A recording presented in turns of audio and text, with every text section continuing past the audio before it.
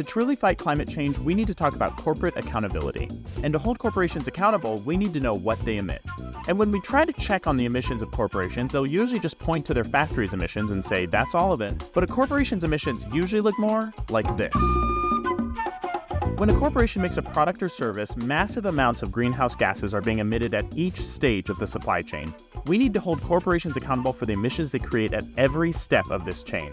SB 253 is a bill that would have large corporations report all greenhouse gases they emit. Because if our information is only this wide, consumers can't really know if a corporation is truly carbon neutral. To actually know that, we have to look at the whole supply chain.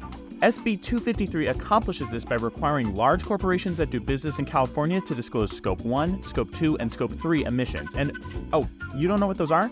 Okay, hang tight.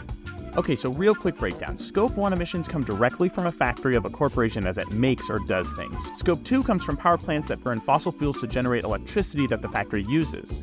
And Scope 3 is everything else: the harvesting and transport of raw materials, transporting and distributing the finished product, and its use and end-of-life disposal.